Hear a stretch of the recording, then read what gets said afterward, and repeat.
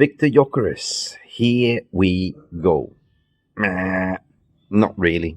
But Marcus Rashford, here we go to Barcelona. Yes, 100%. Marcus Rashford to Barcelona is nailed on.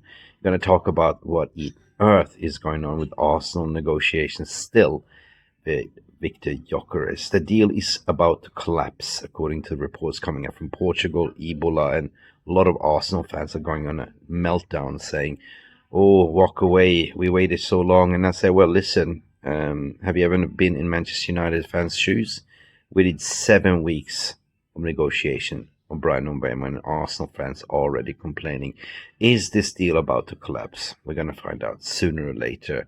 And this creates a drama, as Manchester United are targeting Benjamin Šeško and Gyökeres is on the list. What if pink elephants could fly? What if this deal between Arsenal and Gyökeres and Sporting collapses? Does that leave the door open for Rúben Amorim and Manchester United to go in and offer exactly what Sporting wants?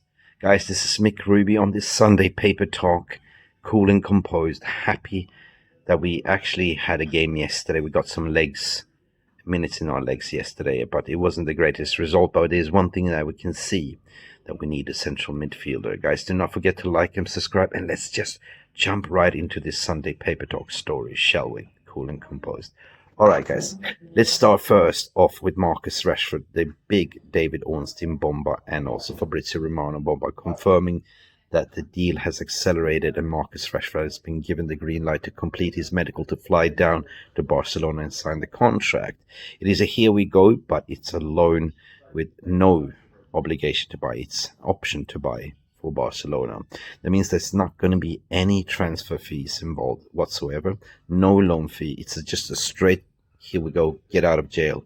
And Manchester United, they probably thought about it long and hard, but it is their own fault that they advertised that, Marcus Rashford is not part of the squad. And we saw that Barcelona had money to pay for Nico Williams, 50 million. They had money to pay for Diaz, 50 million for Liverpool. But here they come with the scandalous bid. But however, it's not that bad if you look at it. They're going to take on all Marcus Rashford's wages, which is about 17 million pounds in British pounds. That is massive for Manchester United in terms of the wage bill. Now, reports are saying also that Marcus Rashford is taking a wage cut bill, like it's going to lower down his salary. But however, I am the only one that's been reporting why he can do that and still be profitable. This is something called in Spanish the Beckham law. Yes, you heard it right. David Beckham is the enabler. You see, when David Beckham joined Real Madrid back in the days, he utilized this new law called, I don't know, but they call it now the Beckham rule, or the Beckham law, which means that any foreigner and high earner comes in the first time taxpayer in Spain only pay 25% tax. That's 2 million Rashford in tax per year. So no wonder you can lower down your salary, Marcus. However, in UK, you're paying about 45-50% tax. So you can calculate that into the bank, and you can say why Marcus Rashford kind of reduced his salary and still will earn more at Barcelona, and Barcelona can afford to have Marcus on. And if you look at Marcus Rashford, I have nothing bad about the player himself, the person, fantastic. I'm not really celebrating, but he used to be red, and I wish him all the best at Barcelona. And I think in that league, he will tear it up, right? He's going to play with Yamal. He's going to play with Rafinha, Lewandowski, and he's going to play for Champions League and titles. And this is good for Rashford. I think he will tear it up, no matter what. If he goes there for a loan for 1 year, prove himself, and then Barcelona will buy him next year on a 35 million, 40 million pounds, apparently. More details to come, but, congratulations to Marcus Rashford, but congratulations to Manchester United also. We got 17 million out of the wage bill, and next is Jadon Sancho, medical pending. That deal is almost done. But I'm going to talk about also the midfield, which is a little bit concerned watching yesterday's. We definitely need a striker. We definitely need a central midfielder, and we potentially need a goalkeeper, but God, I say that Tom Heaton did a better job than Onana yesterday's match. What do you think about that one?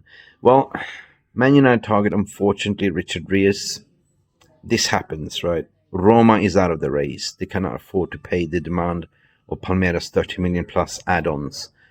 In the next couple of days, if I look back in about 3 days ago, Benfica entered the race, and they are not really advancing. They are putting the money on the table, say we want Ríos, we want a fast resolution, we're willing to pay 30 million plus add-ons. And Manchester United, if you want Ríos, hurry up. Because if you go to Benfica, you know who Benfica are. They're quite quick. But they will buy Ríos for 30 million and they will sell him for 100 million. This is the model of Benfica, pretty much. Now, let's move to the main story, okay? The striker. We all seen it. We all heard it. Gyökeres to Manchester United. It was nailed on. Gyökeres then pivoted towards Arsenal because they came in with a bid. Man United didn't. But here we are now, looking at the Arsenal deal collapsing with Sporting Lisbon after weeks of Fabrizio Romano announcing, here we go. But there is no here we go. The negotiations has crashed. And Sporting Lisbon, Federico Veranda's president, is adamant. 80 million, the 70 plus 10 add-ons. And Arsenal are still trying to haggle. Arsenal can get this deal over the line, and it's stalling. It's all about the installments, what they want. Arsenal came in with a 55 million cash up front and the rest in add-ons, which was initially kind of accepted by Federico Verandas, but now he's holding on. No. I want 70 plus 10 add-ons, millions. And this is where it's crashing. Even the agent of Gyökeres has lowered down his commission.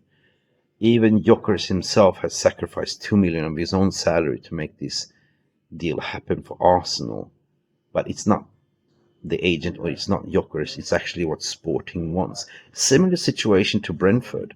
I keep telling you that Sporting Lisbon is the Brentford in Premier League, but in Portugal. So rather than diddle-daddle what Manchester United did, if you are Andrea Berta, just put the money where the mouth is, and you get your player.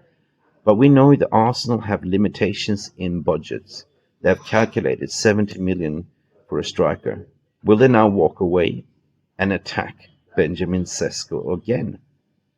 This is going to be a major, major drama, because we know that Manchester United have Benjamin Šeško on the list, and we also have Gyökeres on the deal. For Manchester United side, can we do this now that Rashford is out of the door? Can we? We get Sancho out of the wage bill. Wow, that's eliminating about what? Almost 30 million a year only on wages. And get some fee for Sancho as well. And plus Garnacho is going to be a big one as well. Can Manchester United come in now and hijack this Gyökeres deal? Wow. Just think about it. And now Arsenal will most likely walk away from the Gyökeres deal and go on Šeško. Sorry, Šeško. We loved you, but we had a proposal for Gyökeres, but Gyökeres doesn't want, we're having a divorce. We want to marry you now. Oh my God, what if this happens? But strange things have happened before in transfer. And this is the silly season, right? So let me know what you think. Do you think that this deal with Arsenal and Gyökeres will collapse? And do you think that Manchester United will be taking the opportunity with the good Sporting Lisbon connection and Manchester United, Rúben Amorim, to say, hey, Federico Verandas, we understand you. Here's 70 million euros on the table with a little bit of installments and 10 achievable add-ons, and the player will choose Manchester United. Why will he choose United? Well, of course he wants to play in Champions League, but it's not always been on the case, right? Surely everyone is ambitious and want to play in Champions League, but it's not always the case. Gyökeres wants to redeem himself to play in the Premier League. Simple as that. He wants revenge because he flopped at Brighton. He didn't do well. He was loaned out 3 times. But it wasn't until he came to Coventry in the Championship that he did well and went to Sporting. Guys, it's going to be very, very interesting to follow. Arsenal, United, Šeško, Gyökeres. Oh my God. Interesting couple of weeks ahead. Let me know what you think. Should Manchester United go for Gyökeres if the Arsenal deal collapse? Or should we, keep chasing Šeško, knowing that Arsenal probably go back for Šeško if they fail to land Gyokeres. Anyway, this has been Mick Ruby on this Sunday Chill Paper Talk settings.